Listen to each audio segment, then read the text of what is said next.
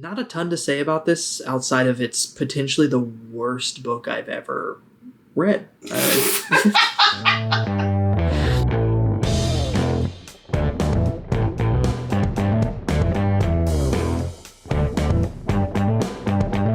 Hi, my name's John. Welcome back to my channel. This is going to be my 2024 wrap-up tier list. I'm just going to go through all of the books I read in alphabetical order, throw them in this tier list, just as a kind of recap. So to go through the tiers, I think for the most part, they're pretty self-explanatory, but the first tier down here at the bottom, it's going to be the worst books I read this year. And this is going to be You Shouldn't Have, as in these authors shouldn't have written these books. I think they're fundamental failures that are things that shouldn't take anyone's time. Above that, we've got Sure, but Why? These are books that I think are, in fact, books that succeed as a book, but I don't really understand who they're supposed to appeal to or what really the goal was. They're not as outright offensive as You Shouldn't Have, but definitely things that I think most people probably won't enjoy. Above that, we've got the kind of definition of average, The Color Beige. Above that, we've got, okay, Pop Off. This is for books that I think, for the most part, were really good. They did lots of things I really enjoyed. I think the majority of people will find something they like in them. Just solid books. Above that, we have Pop the Pop Off. You can tell it's better because of the extra pop, obviously. And these are books that, in my opinion, are pretty much perfect. They really succeed at everything they set out to do. They just are really, really, really good books. I don't have any notes for these. I think that they're perfect. Above that, we have the category that exceeds perfection. And these are books that basically do everything that books in Pop the Pop Off do, but also kind of horrify me in a way. So you get the best of both worlds. All of the good feelings of Pop the Pop Off and all of the bad feelings of existential terror. So Biblically Accurate Angel, the highest thing a book can aspire to, in my opinion. All right, so we'll start here with A Silent Fury. This is the only nonfiction I read this year, and it was pretty good. It hit all of the sorts of things you want from a nonfiction. I learned a lot. It was well written. It was interesting. It was heartbreaking. Just the story of a mine fire that the American company that owned this mine in Mexico tried to cover up and how it affected the community. Just really good. So I think this is going to go an okay Pop Off. Next, we have Ada's Room, or Ada's Room. This is a pretty interesting story. It follows four women named either Ada or Ada that are connected by both a kind of reincarnation process and a necklace, basically, that follows them through time. And it investigates kind of their lives, how their lives are impacted by things like misogyny at the time, racism, in the different cultures they're in. I think it was pretty well done. I do think that it was uneven. There were a few timelines that were very, very, very interesting and really well done, and a couple that weren't as interesting. So with that, just how uneven it was, I think it's going to have to go here in The Color Beige. Do reserve the right to alter that, though. Next, we have Ali and Nino. This is a kind of YA-coded romance that I read for, Read Around the World for Azerbaijan. I don't think there's a lot to love or dislike here. It's just kind of very average. So I'm going to throw that in The Color Beige as well. Next, we have Anna Karenina by Leo Tolstoy. This is, I think, pretty definitively Tolstoy's second best work, which I think my expectations coming into it kind of maybe negatively affected my perception of this book. I was really expecting something like War and Peace, and I got something just that didn't quite live up to that standard. So I think for me, it's going to go an okay Pop Off. I mean, it's good. It's Leo Tolstoy. It's Anna Karenina. Not a ton of notes here. I just personally was a little disappointed, so I can't put it in those higher echelons. Next, we have Augustus by John Williams. This is my first John Williams. I really did not like this book. It just kind of seemed like a long-form fluff piece for Caesar Augustus, where we're just like, how cool is it that this dude runs an empire? But I can write good, so hopefully you enjoy that. I don't know. It just really did not do anything for me. It's hard to put it down here, and you shouldn't have, because John Williams is a good writer. I really enjoyed the language, the style that was going on here. I just do not think you could pick a less interesting subject if you tried. Okay, so Beauty is a Wound. This is the first one that I think might be a little controversial, and also the first one that's going to go down here, and you shouldn't have. This book should not have been written. It superficially is kind of a feminist work, but the author, I don't think, understands that, feminism also inherently wants women's lives to be better. It's just a lot of excuses in this novel to enact violence on women, and that violence doesn't have any meaningful impact in the lives of the women. There's no introspection, there's no reflection.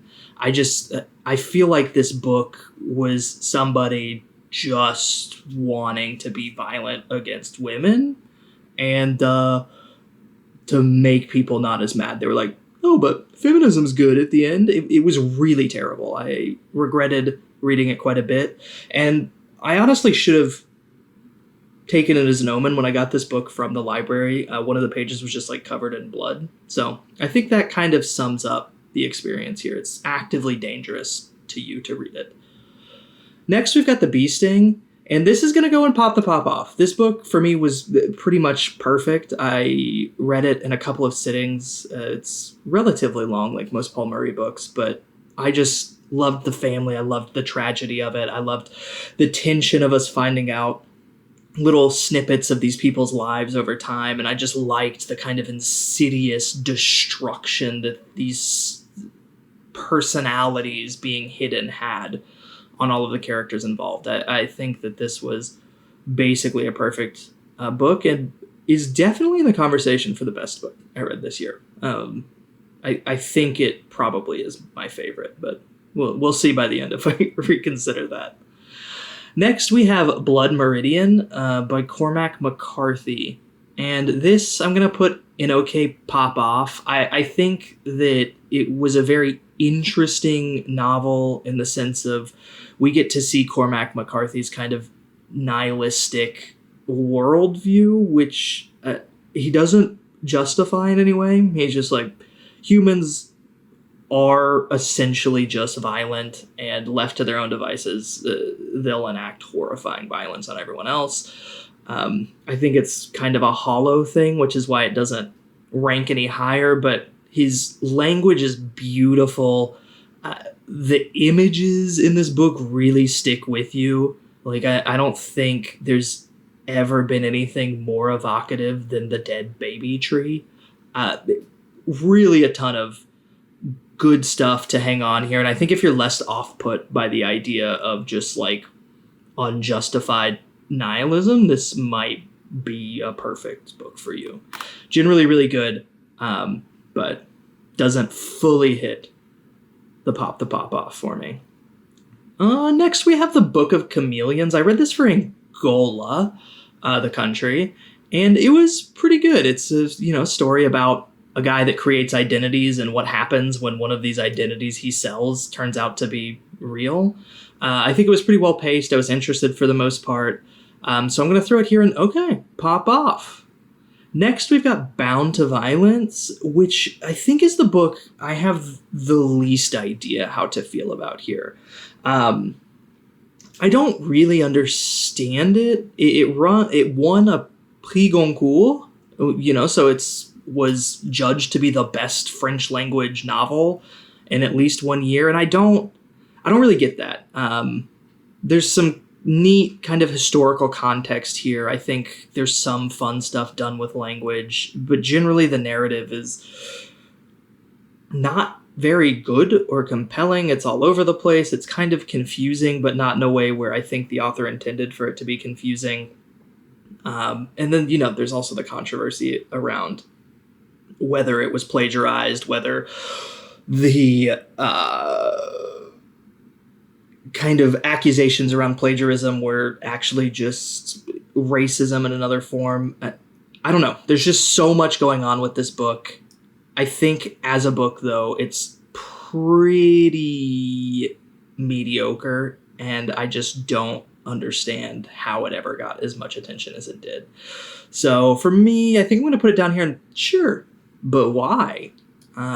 Maybe some people would find more to like here, but just really not a novel for me.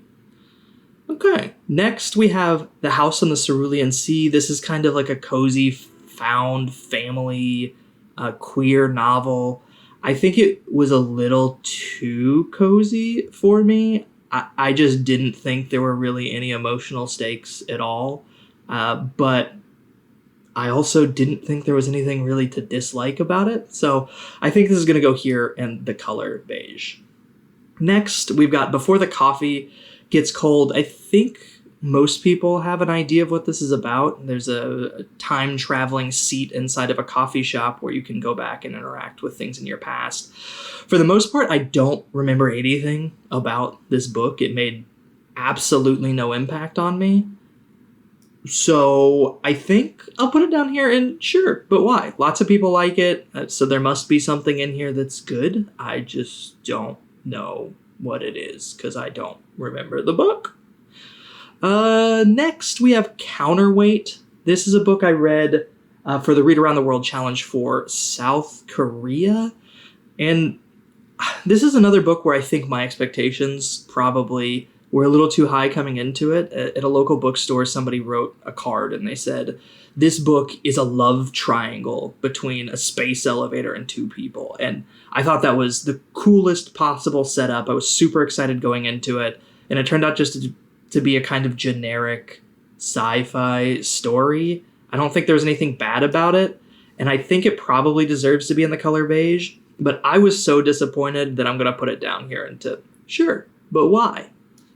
Next, we have Death and Croissants by Ian Moore. This is the first in the Foley Valley mystery series. And it's a fun, subtly romantic thriller mystery thing. It doesn't take itself too seriously, but we do follow investigations of murders. I think the intrigue's fun enough to get you interested. I think the relationships are fun. I think the jokes are pretty funny. This series really works for me. I don't know that I would necessarily say it's a hit that everyone should read, but it really was exactly what I wanted at the time I read it. So this is going to go in okay pop off. Next we have Death at the Chateau, which is the third in the series. The second one's not going to appear because I read that last year. I just kind of listened to it on Everand. It was a thing I wasn't necessarily planning on following through with. So I got the second one last year, the first, third, and fourth this year. Again, Death at the Chateau. This one wasn't as great for me. I didn't love the kind of secondary characters. The mystery wasn't as engaging. So I think we're going to go color beige for Death at the Chateau. And then Death in Le Jardin, I think that this was somewhere between these two, but definitely more interesting than the color beige. Maybe it deserves to be in a tier between these two, but I'm going to go ahead and put it up here and okay, pop off. All right, next we have Death in Spring by Mercy Rodoreda. I read this as an attempt to read a little more literature and translation. This was originally written in Catalan. I think when Mercy wrote it, she was in exile abroad, but it may have been before she left. Regardless, this is a pretty thinly veiled metaphor about Franco's Spain, and I thought this book was absolutely breathtakingly good. And it's going to be the first one we see go into biblically accurate angel. It was the entire reason this category was created. It's a horrifying story that investigates what people are capable of given some sort of societal justification for it. There's lots of scenes that have stuck with me. It's a deeply horrifying story. It's very moving. It's very introspective. I read it on January 4th, and I don't think a week has gone by since then that I haven't thought of it. I think it's a book that'll stay with me forever, in both good and bad ways, and I really do think that everyone would benefit from reading it. Next, we have The Drowned World by J.G. Ballard. This is, again, I don't want to say a generic sci-fi, because I think Ballard really tried to do something here. I think that the pseudoscience is pretty nonsensical at this point. I think maybe as a kind of psychological or philosophical investigation, it might have some merit, but the science is basically nonsense. And so it's a little hard to rank. It's also hasn't aged particularly well.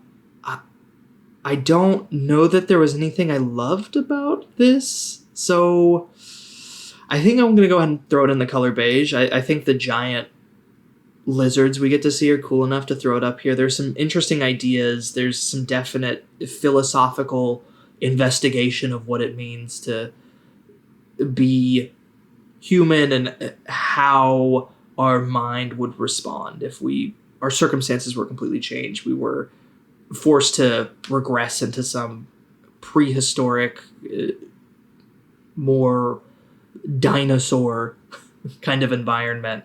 I think there's some interesting stuff here. It just didn't really all come together in an interesting way for me. Next we have The Fifth Season by N.K. Jemisin. This was an attempt by me to read a little bit more genre fiction towards the end of the year. This and basically all of these stories right in a row here are part of that attempt. And this really did not work for me. I'm going to go ahead and throw The Fifth Season into You Shouldn't Have, because I'm just mad at this book. I thought the world building, the kind of science that undergirded the world, and just really all of the mythology that went into it was super, super interesting. The magic that came from this kind of world building and the science in the world was super cool. The first 40 to 50 pages, I was like, this is going to be an awesome book.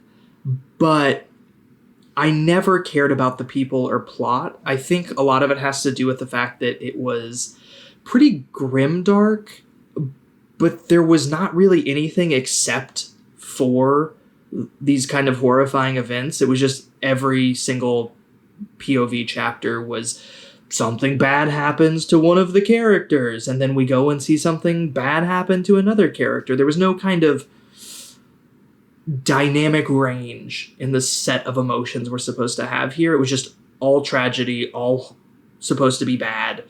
Makes it really hard to react to anything when the characters just seem to be cardboard cutouts that exist to have horrors enacted on them. It was really, really, really, really, really disappointing. I think maybe if the kind of grimdark formula works for you and like what you want out of that is just things to be sad, this could be a lot higher, because the mythology is very interesting. It just, the characterization and plot was not there for me. Okay, so next we have A Fig for All the Devils. This is another book that I read when I was trying to kind of round out my reading with some genre fiction. This is a horror that's kind of a vessel for investigating a coming-of-age story. I think it was pretty interesting to start with. I liked the humor. I liked the idea of all of this funny stuff next to this truly horrific imagery. I liked the idea of the devil having to choose, or I guess in this case the Grim Reaper, having to choose his own successor. All of that worked for me. I think it really fell apart at the end with the kind of happy ending that it just really didn't make any sense based on what we had seen before. I don't really know what that was about, and I think it really kind of let down a book that otherwise was pretty entertaining, pretty well done, right mix of spooky and gory and funny and interesting. I don't know if I've ever read a book that was so badly let down by its ending. I think because of that, it's really hard to rank, because I think for a lot of it, we're looking at like, okay, pop off, but the ending is firmly you shouldn't have. So I think we're going to put this in sure, but why? And that's mainly because I really don't understand the choice at the end. Okay, next we have Funny Story. This is my first ever just rom-com book. So I don't have a lot to judge this by. I've literally nothing to compare it to outside of romance inside of non-romance novels and just general comedy in other novels. I think that for me, it felt like a lot of the situations were really formulaic, which I think that's intentional.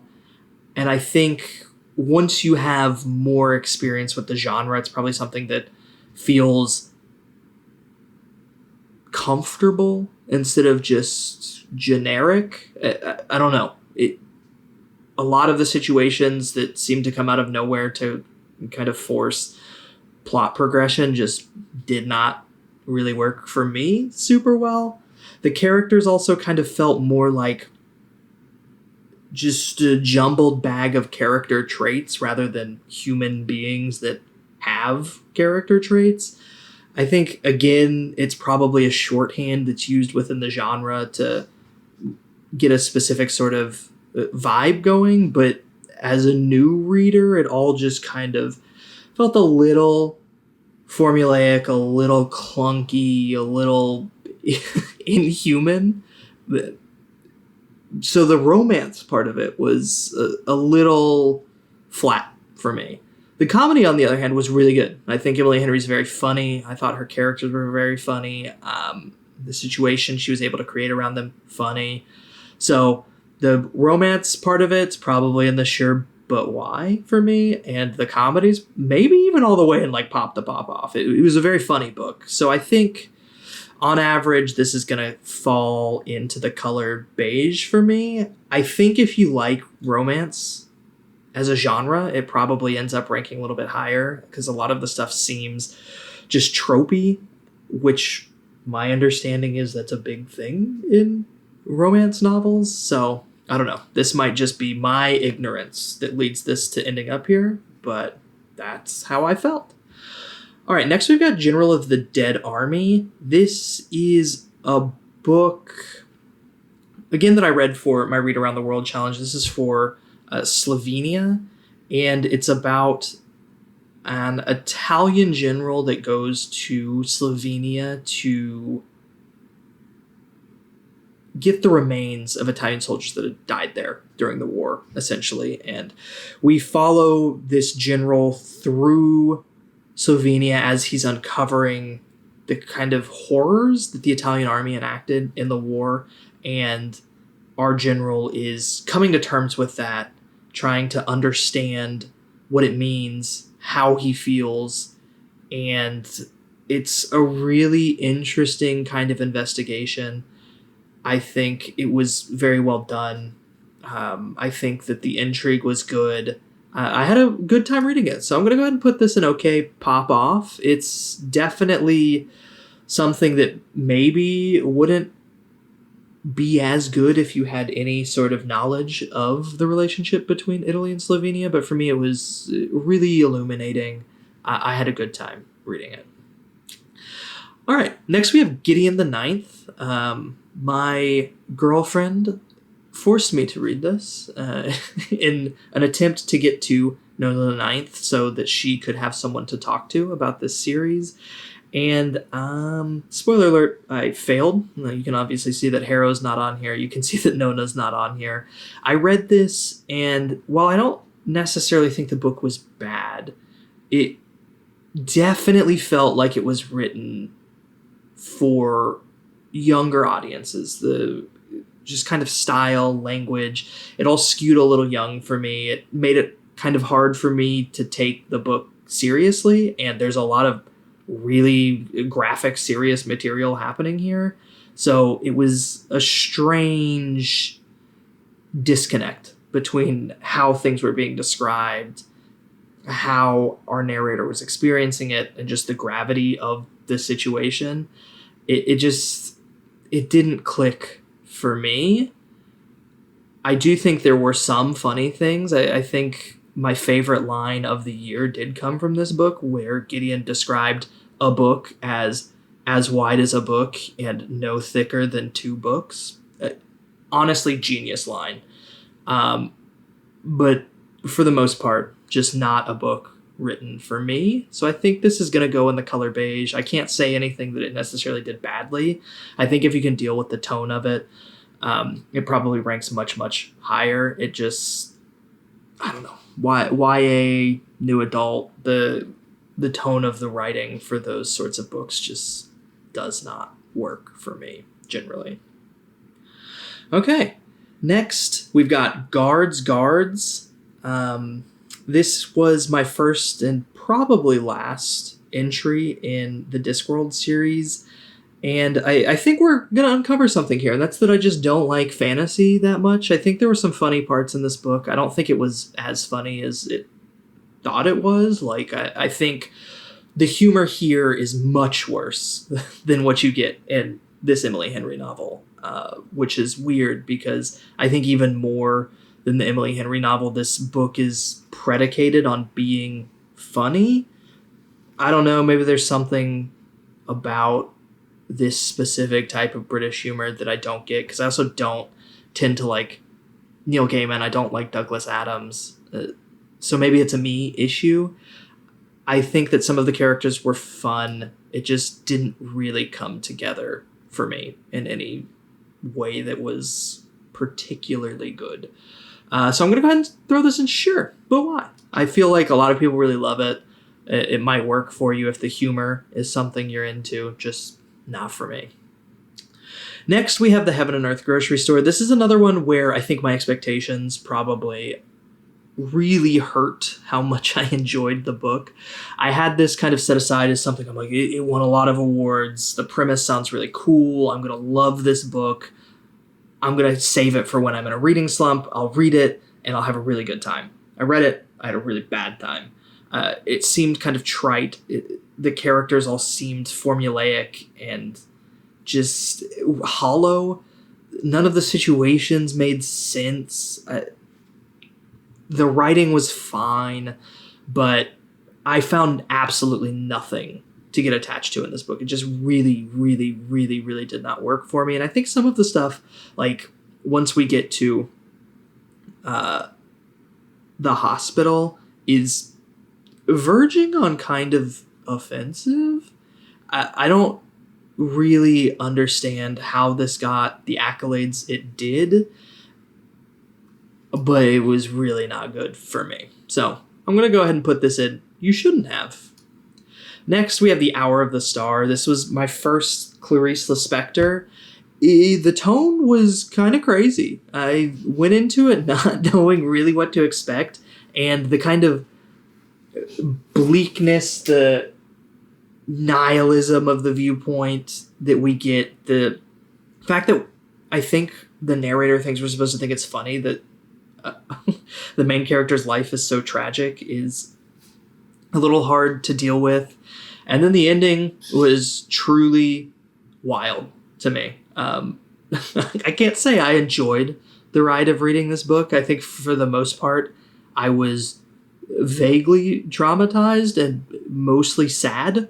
So I don't know what to do with it. I also think that was Clarice Lispector's intention. I think she probably accomplished it. So where do we put it? Where do you put a book you don't like, but you think the author did a good job.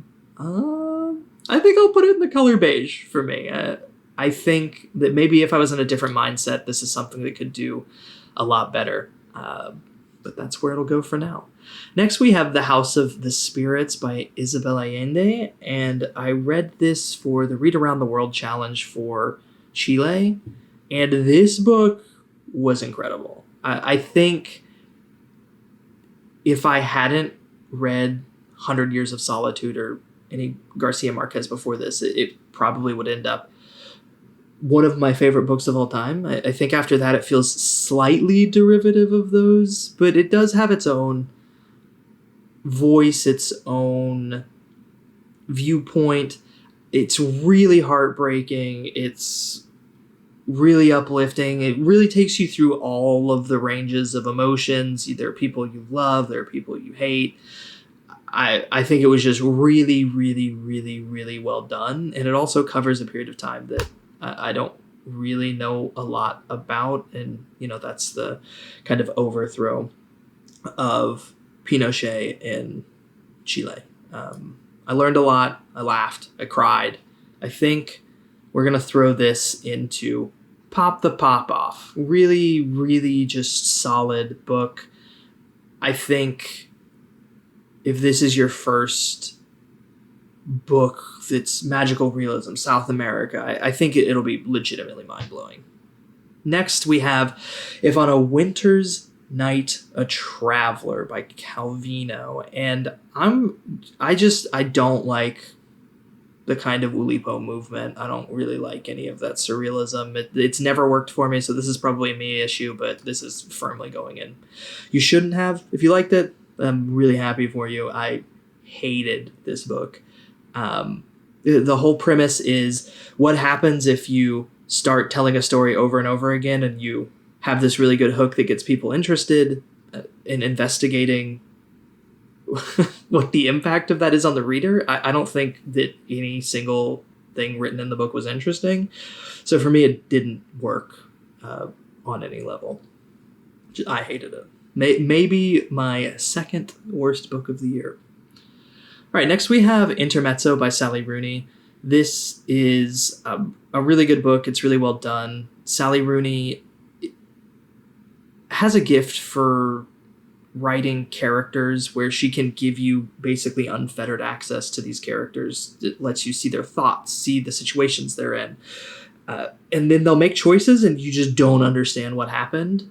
It's that kind of the spark that determines individuality. She's really good at making people feel unique and kind of unreachable in a way that's slightly off-putting, but also deeply entertaining to read.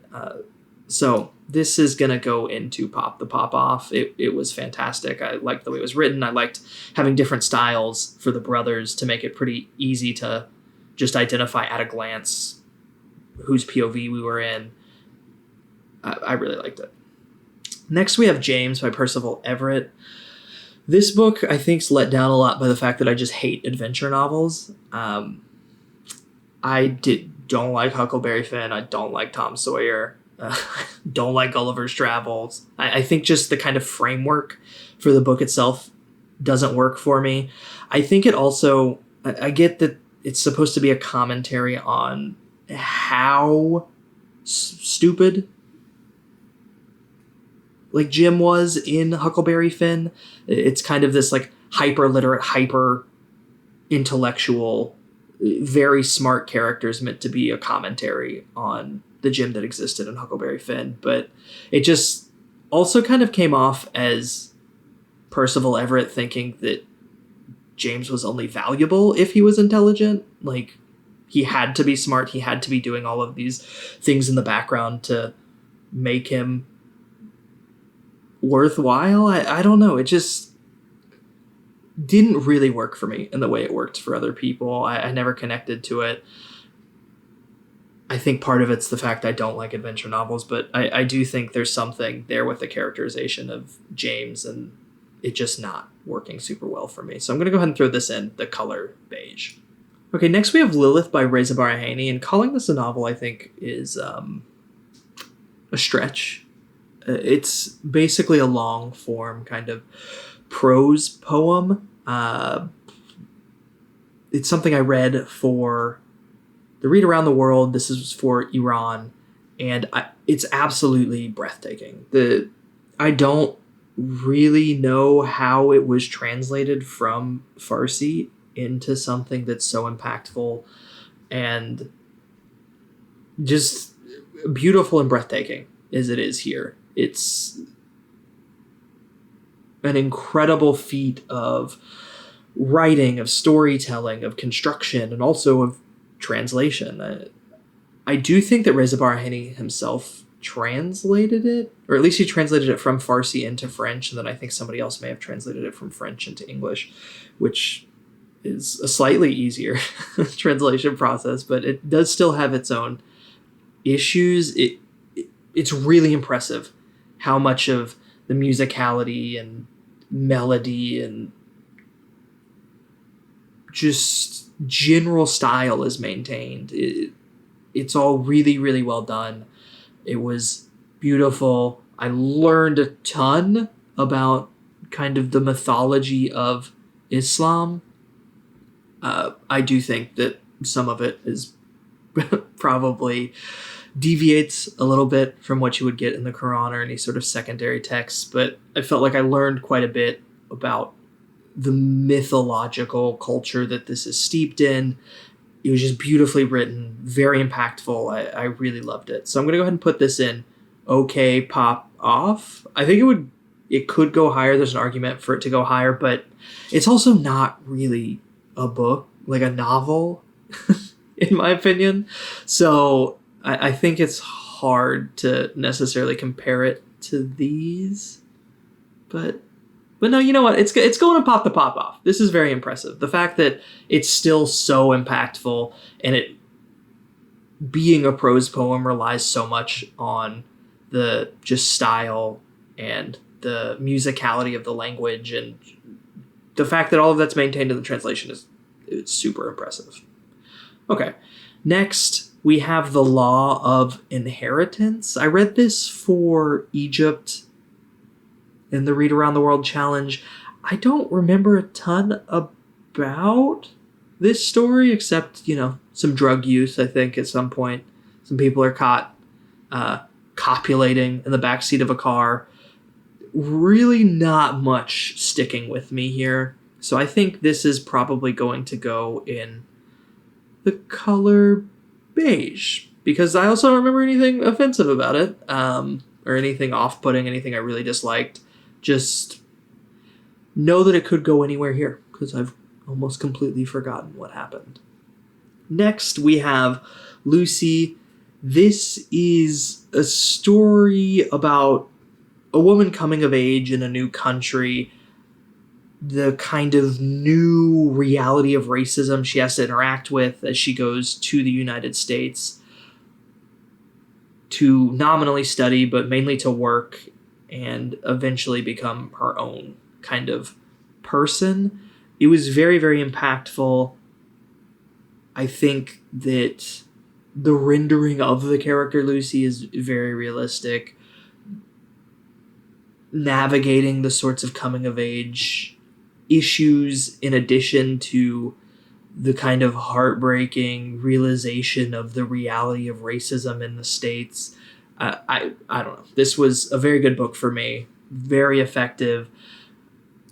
I think my only main complaint is I kind of wish it was longer. I maybe wish we had gotten to see more of what happens to Lucy as she becomes the author of her own future.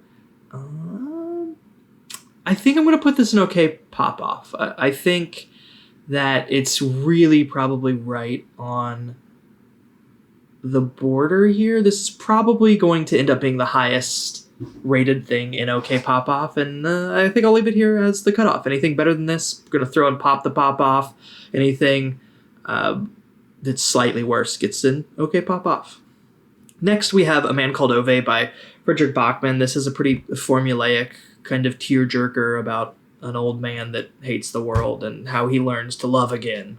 I I think the description of it's a little trite. It makes it seem a little less interesting, less fun than it is. I had a really good time with it. Frederick Bachman is really good at getting specific emotional reactions out of people. I think that he wanted us to feel sad. He wanted us to feel happy. I cried. I laughed. I had a really good time with the book. I don't know that it's anything kind of transformative, but I think everybody could find something they like here. And I'm going to go ahead and put this in Okay Pop Off. Next, we have the Mosul Investigation, which is another book I read for the Read Around the World Challenge. This is for Algeria, and it is investigating the story of the stranger from the viewpoint of the Arab and the Arab's family and the kind of impact that would have. It also has a lot of meta commentary on colonialism in general and how the French occupation had long-term impacts on Algeria and how that treatment kind of metastasized into this self-reproducing thing that infected the Algerian government after the revolution. I think it has a lot of interesting commentary on what colonialism does, not only when it's active, but the kind of insidious after effects of colonialism. I thought it was really interesting. The writing didn't do a ton for me, though, and I did have a hard time picking it up after I put it down, even though I do think a lot of the ideas are very interesting. So for me, I think it has to go into Okay Pop Off, just because I think it is a really cool investigation of important themes. I don't think that the writing is bad enough to pull it down into the color beige, but I think this is the exact opposite of Lucy. This is probably the exact bottom of this category. I think if you're worse than the Mosul Investigation, you're going in one of these categories. But really interesting ideas. I just think maybe could have been executed slightly better. Okay, next we have something completely different, which is My Friends. This book is perfect, and it's going into Pop the Pop Off, and I think is in the argument for my favorite book of the year. I think the way Hisham Matar investigated his characters, how he followed them over time, the way they developed, the evolution of their worldviews, the just backstory, the impact of everything that happened to them. I was there for everything. I thought it was beautifully written. I thought it was impactful. I thought all of the characters were deeply, deeply, deeply interesting. I could have read 50,000 pages of this.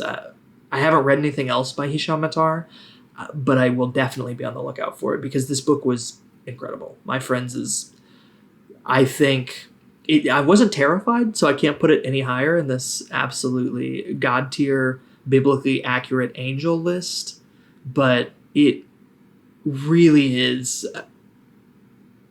a functionally perfect book. I loved it a lot.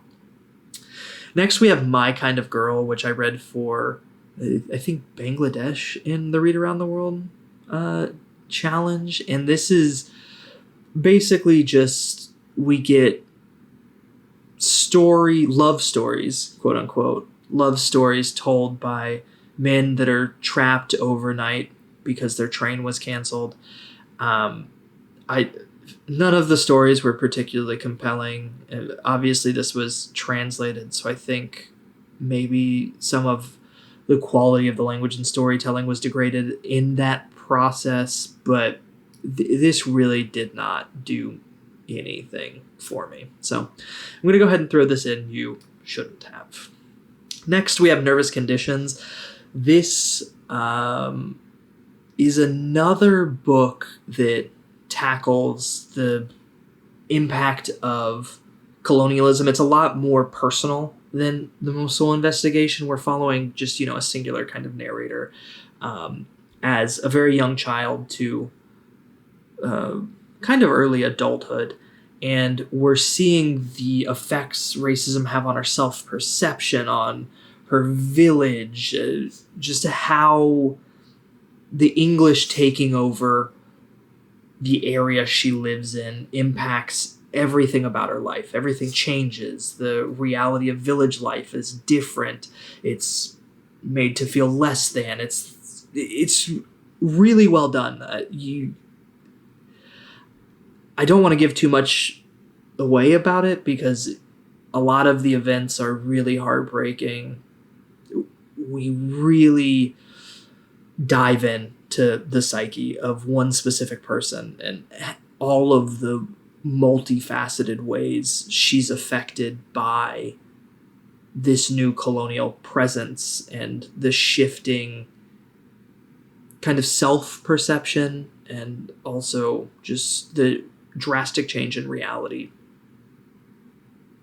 that she has to face in her day-to-day life. I think it was super well done. I'm going to throw this into Pop Off.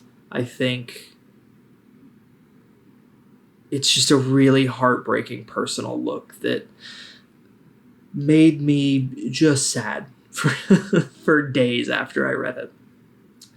Next, we have Who Have Never Known Men. This book is one that I think would have been far more impactful had I read it slightly earlier in my life. And by slightly earlier, I mean before January 4th of 2024, when I read Death in Spring. It's got a lot of similar kinds of themes. Tonally, it's a pretty similar book. I think the balance between kind of horror and just like psychological dread and introspection is really pretty similar to A Death in Spring. I just think that A Death in Spring came earlier, so I wasn't nearly as blown away by I Who Have Never Known Men. I think the scope is also a little bit different. Obviously, Death in Spring is a little broader. It kind of investigates all kyriarchy instead of just necessarily patriarchy. I think that this book is really still very good, which makes it kind of hard to rank because it is horrifying. I think it is functionally perfect. And so I think it has to go into Biblically Accurate Angel. I think it's a really good book. I think it's a step below this, but I think it has all of the elements of what I would want for a book here. It's horrifying. You feel sad. You feel disgusted. You also get to kind of explore all of the aspects of the human condition. So we'll put it here. I reserve the right to change that going forward. Next, we have Notes of a Crocodile by Kushin Liu. This is another thing I read for Read Around the World. This is for Hong Kong. It's kind of a classic of queer literature. It's really has some beautiful, heartbreaking parts that I don't know that I've ever seen the kinds of topics and ideas handled better in anything I've ever read. But it also has these kind of like interstitial pieces where it's like a very clunky, heavy-handed metaphor of crocodiles representing what it means to be queer in Hong Kong at the time that I don't think work nearly as well. I think it's, we get pieces of absolute, almost incomprehensible brilliance and tragedy broken up by like a not particularly well-written kid's story. So it's kind of hard to rank. I think it still has to go up here in OK Pop Off just because the personal narratives we get, they're so heartbreaking. The destruction both to the people in your life and internally that these characters go through while trying to understand and come to terms with their identity is really moving. The parts about the crocodile are really bad to me. Next we have the Booker winner, Orbital. This book, again, is kind of more of an extended prose poem than anything resembling a novel. There's not much to speak of in the forms of narrative or character. It's really just Samantha Harvey writing beautiful things and exploring a specific theme, repetition. I think that sometimes the language comes together in a way that's pretty breathtaking, but generally I was not super interested in what was happening here. I think that if you're going to do something like a prose poem, it needs to be way more in line with something like Lilith, where the language is just mind-blowing. I don't think we really get that often enough here in Orbital for it to be anything other than the color beige. Next, we have Phosphor and Dreamland, which is a prose-heavy kind of fantasy-esque adventure novel thing. I think we hit a lot of genres here. I think it's really well done. Again, I don't love adventure novels generally, so that doesn't really work for me. I do think Ricky Ducournay here has very beautiful prose. I think the characters are reasonably interesting. I had a good time reading it, but I just don't think it's good enough to be an okay pop off. I think this is going to have to go into the color beige. I think if the structure of the narrative had been anything different, it would be a little bit higher. I just really did not care about anything the characters were doing at any point. So next, we have Playground by Richard Powers. This is another really frustrating book where I thought I was going to have a really good time with it. Richard Powers really did a lot of research, it seems like. It was a well-researched book. It was well written, and the kind of outlines we got of the characters at the beginning of the novel were pretty interesting. I thought we were in for a really good time. The problem is the characters don't really develop in any meaningful way, which isn't a huge issue necessarily, except they went through a lot of stuff that should have affected them in some way. It was pretty much a nonstop parade of tragedy that we never really saw the impacts on the characters. There would occasionally be throwaway lines, maybe even a couple lines if we were really lucky, about the impact of these earth-shattering revelations. But for the most part, it seemed like we were just kind of meant to throw our own sort of sentiments around things like the death of a family member or the discovery of one's sexuality. And it felt pretty hollow. I think, given the twist at the end, it's supposed to feel a little hollow. For me, that doesn't really undo how boring and lifeless the story was, just because it's like you could have made the same point in 150 pages instead of 400. It just felt like I wasted a lot of my time. So I'm going to go ahead and put this in sure, but why? I think if you're less offended by the twist, or if, value your time less, maybe you'll enjoy this book more, because there's a lot to like here. I just was really disappointed. Okay, next we have Pink Slime. I read this for a local book club, and I actually kind of liked it. Not a lot happens here, but we get a good kind of creation of dread. I think that there's just this creeping horror in the background of this book that for me was really well done.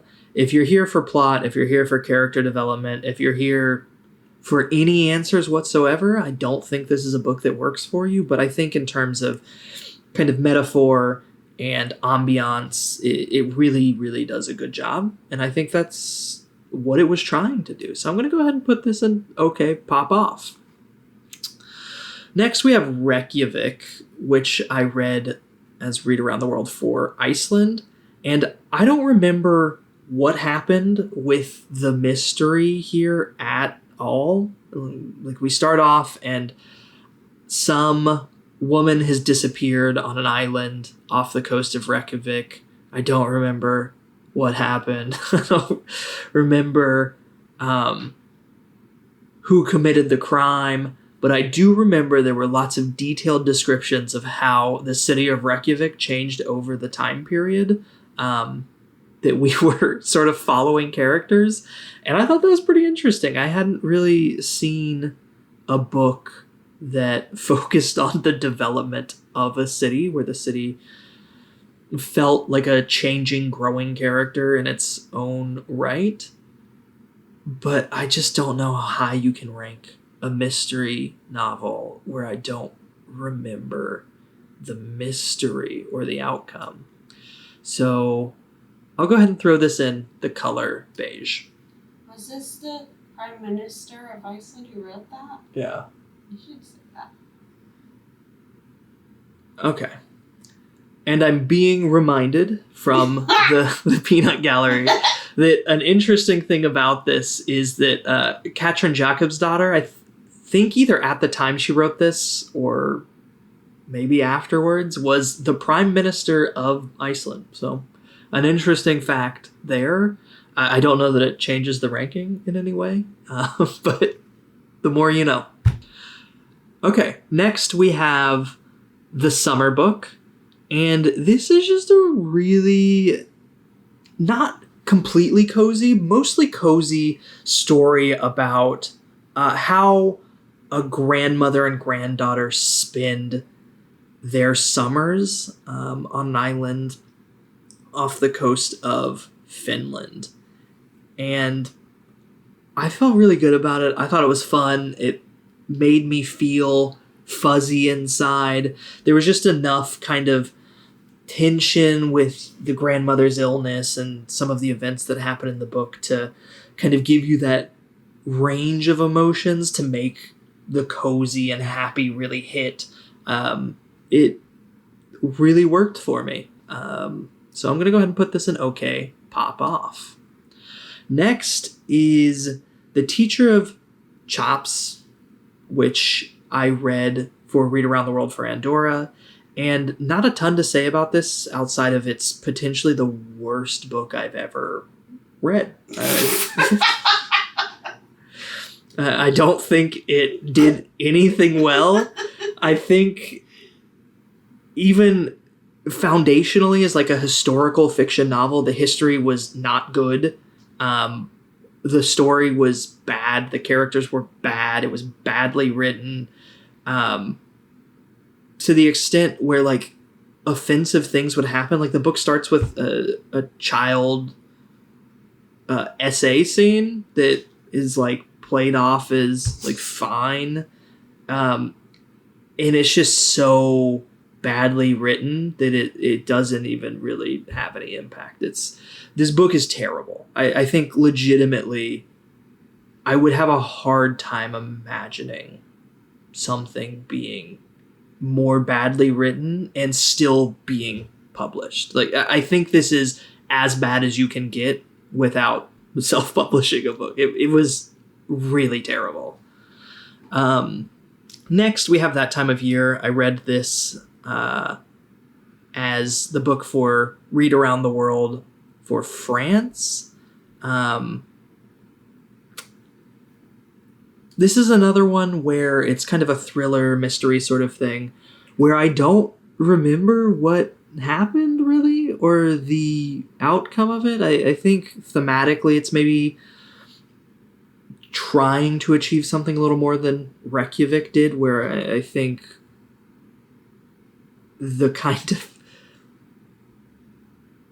boring storyline is meant to mimic the kind of tedium of French bureaucracy. I think there's something in terms of symbolism and metaphor happening here above and beyond what's going on in Reykjavik. I think Maria Dye was definitely trying to do more here and probably achieved more than what happened in Reykjavik. But again, I just have a hard time ranking a thriller where I don't remember what happened very highly. So I think this is also going to go in the color beige, but I do think this is probably at the top end of the color beige. I think this is probably, again, another break point. Maybe there could be a tier in between here where you could argue this would go. But that's where it's going for now. Okay, next we have The Door. And I read this for the Read Around the World Challenge, and I believe it was for Hungary. If not, I'll go ahead and put something up as a note. But normally me forgetting the fundamental reason why I read a book would not be indicative of having enjoyed it. But in this case, the reason I can't really think of where it's from is because the actual plot of this book consumes much of my waking thoughts since having read it. It's this horrifying investigation into the life of a housekeeper named Imrance, and just like how unbelievably terrifying her life was and how it informs who she is today. It explains, her functional inability to make meaningful, deep relationships. I think it's so well done. And Magda Szabo's so good at making you just feel what she wants you to feel. These characters feel real. They feel vibrant. They feel upsetting. It's really an emotional journey going through this. I don't know that I've often read characters rendered as realistically as what we get here, which is terrifying because of imagining these situations happening to real people is truly upsetting. So The Door is going to go up here as our third novel in biblically accurate Angel. Perfect, deeply upsetting. Everyone should read it. So speaking of deeply upsetting, The Hair by Caesar Ira is deeply upsetting in how bad it is. It's another adventure novel, but the prose isn't anywhere near the level of something like James or Phosphor in Dreamland. It really, really fundamentally just didn't work as a story for me. I think there was supposed to be some sort of commentary on anti-native kind of racism in South America. I don't think it works. It just comes across as very racist. There's also a pretty horrifying caricature of a black villain in this that just, I don't know. I felt grimy. I felt dirty reading it. It just was not good. But I don't really have a lot else to say about it. This is going into You Shouldn't Have.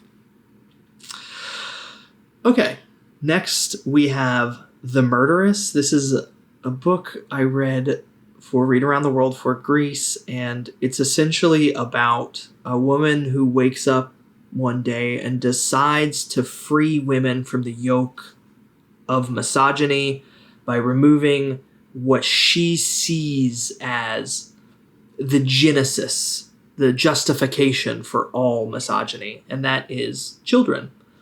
So we follow an old Greek lady that's running around killing children to free women from the yoke of childbearing and child rearing.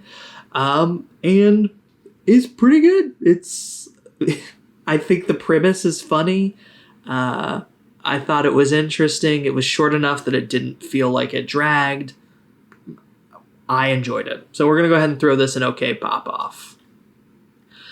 Next, we have Things Fall Apart by Chinua Achebe. And this is, again, a book that I think if I had read it at a different time, my reaction and reception to it would have been drastically different. But coming after Dangarembga's novel, I just don't think it did anything as well as what we saw in Nervous Conditions. It's investigating a lot of the same topics, a lot of the same themes.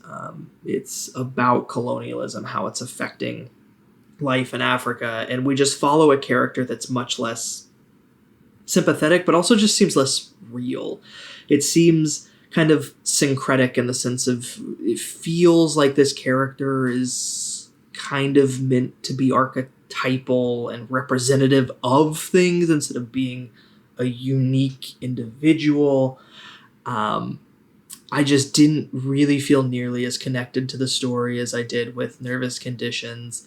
Obviously, Nervous Conditions has the benefit of coming after things fall apart. I mean, you can definitely see some of the DNA of this book in Dangarembga's novel. I think it's been inspired by it, but I also think it's really elevated essentially every single part of it. So it's hard to think of this on an island separated from how I perceive Nervous Conditions, and this just is not as good. So I'm going to go ahead and throw this in the color beige, but I'd imagine if you read this and you haven't read things dealing with similar topics, similar themes, it's probably a lot more impactful. All right, next we have 1,000 Rooms of Dream and Fear by Atiq Rahimi. And this is a story that follows our narrator after he is brutally beaten by Russian soldiers. And it follows the time period at the very outset of the conflict between Afghanistan and Russia. And I just thought it was really well done. It's pretty ambiguous what parts of this story are reality, what parts are dreams, what parts are kind of hallucinations due to the physical trauma that comes from this pretty heinous beating. There's not really any easy way to distinguish what's real and what's not, and this dreamlike state pervades everything that happens.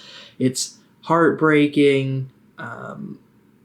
I think, we get enough view of the good that happens in our character's life to kind of make it feel worthwhile to investigate the tragedy that's currently unfolding. Just think it was really super well done. So for me, this is going to go into Pop the Pop Off.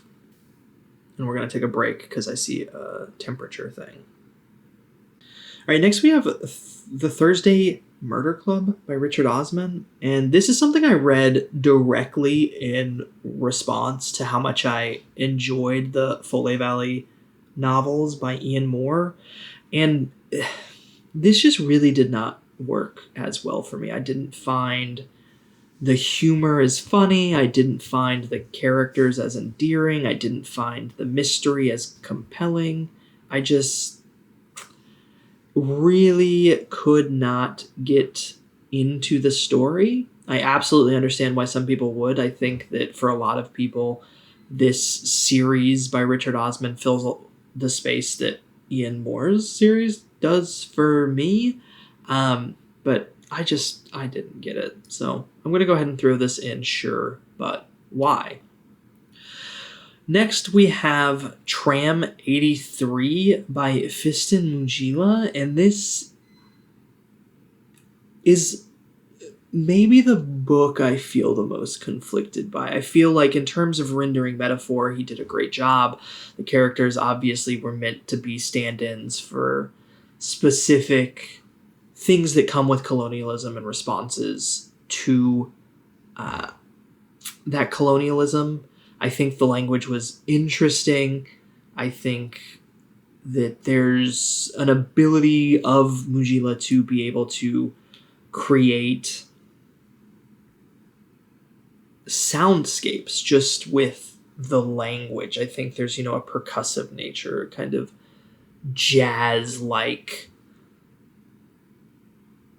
reality that's derived from the way Mujila's using language here. But I was so bored. I just didn't care about any of the characters. I didn't care about the story. Every time I picked it up, I just wanted to be done with it. It's really hard to parse my feelings on this because I think that it's kind of masterfully written. It just really does not do anything for me. It doesn't impact me in any way emotionally. I didn't feel invested. It just was not for me. And so I'm going to go ahead and put this in. You shouldn't have. But I think for most people, it's probably going to be way higher. I think this is one of the most personal ratings that I have. Next, We Have Always Lived in the Castle by Shirley Jackson. I just didn't really care for this. I thought that the twist was pretty telegraphed. I think you're functionally supposed to know it from the very beginning. I didn't find any of the characters very interesting. I didn't find the interaction between our main characters and the village interesting. There was no tension. There was no intrigue. There's just no feelings at all. So this is also going to go in You Shouldn't Have. All right. Next we have Whalefall by Elizabeth O'Connor, and we're basically following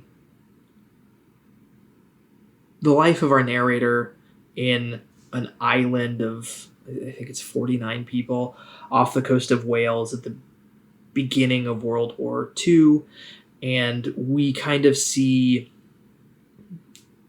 this pair of English ethnographers come in and kind of try and steal the ideas of this culture to build up a propaganda of what it means to be English, or I guess British in this case. And it's just a very interesting investigation into how our main character deals with the reality of what British people are and how they think of her community after she's spent her entire life kind of thinking they're the height you can aspire to, how she thinks of Britain, England, as this escape, how the mainland of Wales is her future, and her coming to terms with the fact that maybe she does love this culture she's grown up in, maybe it should be protected, and maybe if things are left up to Britain, left up to the mainland, this culture won't stand any chance. I think it was very revealing. I think the texture of society that O'Connor is able to create here is really meaningful. I just enjoyed it a lot. I thought it was deeply moving, and a pretty impactful look into the kind of relationship between this island and Britain as a whole. So this is going to go into Pop the Pop Off for me. By far, spoiler alert, the best book titled Whalefall I read this year. And speaking of that, next we're getting into Daniel Krause's Whalefall, and this book is bad. It's just so heavy-handed, like to the point where metaphors are made literal inside of the book. Something that should have just been a metaphor is textually described as being reality. And it's possible that, our narrator, our main character, is losing oxygen and they're starting to hallucinate. Maybe none of this actually happened. But if it didn't happen, it's also like, then what's the point of the book to me? I just feel like it was so overwrought. It was so heavy-handed. Like there are just absolutely bonkers things happening here. I think it's a book kind of designed with the idea that without like frenetic pacing, constant action, just if you don't ratchet up the tension and the action in every scene, that you're going to lose the attention of the readers. It just it really was not good for me. I do think that it was well paced. I think there were some things that were pretty decent about it. So I think it's probably going to be above You Shouldn't Have, but there's no way it can be above Sure, But Why. I can see maybe if all you're in a book for is that kind of tension, that escalation, maybe this does it for you. But I don't know, the age range of YA, the heavy-handedness, it just, for me, not a hit. Next, we have Will and Testament by Vigdis Hjorth. This is a semi-autobiographical story, as I understand it, where we follow our narrator as she reveals this kind of horrific tragedy that happened in her childhood that was perpetrated against her by a member of her family. And we follow the fallout and how her family reacts to this information, how she's treated, how she feels.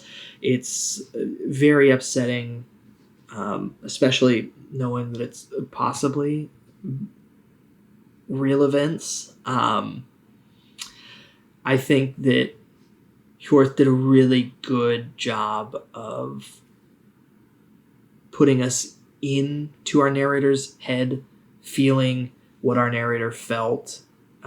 It's tragic, it's heartbreaking, really just very well done. So we've got our fourth entry into biblically accurate angel here. Lastly, we have You Dreamed of Empires by Alvaro Enrique, and this is a historical fiction novel.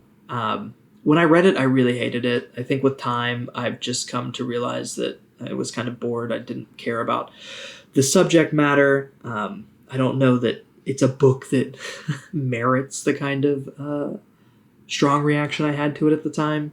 So I think just with reflection, this is probably the book that my opinions changed about the most over time. And I'm just going to put this in the color beige. I think he did a good job.